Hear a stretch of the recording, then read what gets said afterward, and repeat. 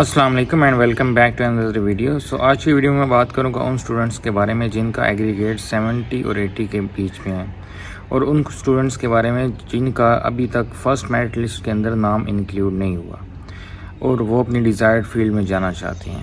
تو اس میں کچھ بنیادی چیزیں ہیں. اب جن بچوں کا 70 اور 80 کے درمیان ایگریگیٹ ہے تو وہ بیسیکلی وہ بچے ہیں جن کا یا تو ان کے ایف ایس سی اور میٹرک میں مارکس اتنے زیادہ اچھے نہیں تھے اور انہوں نے ای کیٹ میں اچھا سکور کیا ہے، یا پھر وہ بچے ہیں جن کے میٹرک اور ایف ایس سی میں مارکس کافی ہائی تھے لیکن انہوں نے ای کیٹ کے اندر کوئی خاص سکور نہیں کیا، وہ 200+ مارکس ہیں.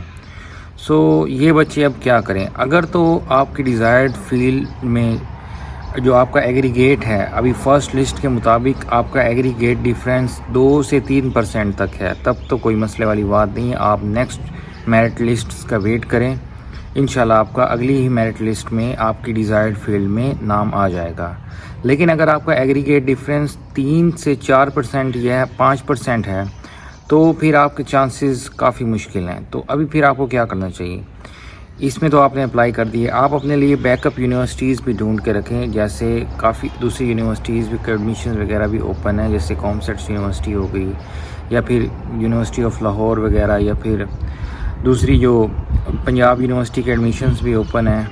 تو ان تمام یونیورسٹیز کے آپ 2 سے 3 یونیورسٹیز کے بیک اپ بھی اپنے آپشن کے طور پہ رکھیں، تاکہ اگر فار ایگزامپل آپ کا university of engineering and technology Lahore میں ایڈمیشن نہیں بھی ہوتا کسی بھی ریزن کی وجہ سے، آپ کا ایگریگیٹ نہیں بنا یا آپ نے پریفرنسز غلط ایڈ کر دی، تو آپ کے پاس ایک بیک اپ آپشن ضرور ہونا چاہیے. کیونکہ اس بار ایگریگیٹ اتنا ہائی ہے، ان ایکسپیکٹڈلی A1 اور A2 دونوں کیٹیگریز کا ایگریگیٹ کافی زیادہ ہائی ہے. تو جو بچے ابھی تک سلیکٹ نہیں ہوئے ان کا اور 2-3% کا ڈفرینس ہے، تو انشاءاللہ ان کا ہو جائے گا نیکسٹ میرٹ لسٹ میں.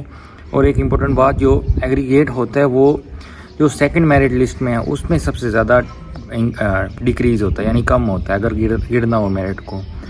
اور جو تیسری اور چوتھی میرٹ لسٹ ہے اس میں جو ایگریگیٹ ہے وہ پوائنٹس میں ہی کم ہوتا ہے، اتنا زیادہ خاص کم نہیں ہوتا. سیکنڈ میرٹ لسٹ پہ ہی ساری چیزیں ڈیپینڈ کریں گی، ایگریگیٹ کتنا کم ہوگا. اور اگر تو ایڈمیشنز اتنے زیادہ فل اپ سیٹیں نہ ہوئی تو انشاءاللہ ایگریگیٹ کافی ڈراپ ہونے کے بھی چانسز ہیں.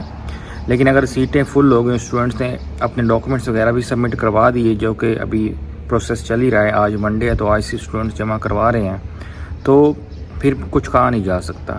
تو میرا یہ ایڈوائز ہے ان اسٹوڈنٹس کو، وہ بیک اپ آپشن بھی اپنے پاس رکھیں انشاءاللہ. اور اس میں بھی تو اپلائی کیا ہوا ہے، اس کے لیے تھوڑا ویٹ کر لیں. تو لاسٹ ایئر جن کا ایگریگیٹ 70 اور 80 کے بیچ میں تھا، 75 74 یا ایون 72 تک بھی، تو ان کا A2 کیٹیگری میں مین کیمپس میں ایڈمیشن ہو جاتا تھا. لیکن اس دفعہ ان اسٹوڈنٹس کا مین کیمپس میں ایڈمیشن پاسبل نہیں ہے، انجینئرنگ فیلڈز میں بھی اور کمپیوٹنگ فیلڈز میں بھی، کیونکہ میرٹ اس دفعہ اتنا انیکسپیکٹڈلی ہائی ہے کہ 80+ ہے. تو یہ اسٹوڈنٹس جو کہ مین کیمپس کے لیے ایم کر رہے تھے تو ان کا سب کیمپسز جیسے KS کے کیمپس وغیرہ انہی میں ہی ابھی میرٹ بنے گا.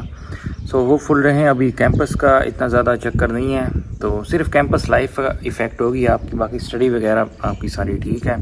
KS کے کیمپس اسٹڈی کے لیے پرفیکٹ ہے ہر لحاظ سے، بس تھوڑا شہر سے سائڈ پہ ہے اور تھوڑا بیکورڈ ایریا ہے، وہاں پہ تھوڑی کیمپس لائف کے ایشوز وغیرہ ہیں، جیسے کہ زیادہ کوئی مطلب کہ فری ٹائم نہیں ہوتا بچوں کے پاس، بس اسٹڈی ہے اور اس کے علاوہ زیادہ کوئی انجوائمنٹ والی سائڈ نہیں. جس طرح مین کیمپس میں آپ کا پراپر ساری فیسلٹیز ہیں، جیسے جم وغیرہ ہو گیا یا پھر پلے گراؤنڈ وغیرہ ہو، یعنی ایک کھلا انوائرمنٹ نہیں ہے وہاں پہ، تھوڑا کلوزڈ انوائرمنٹ ہے as compare to main campus in KS کے کیمپس.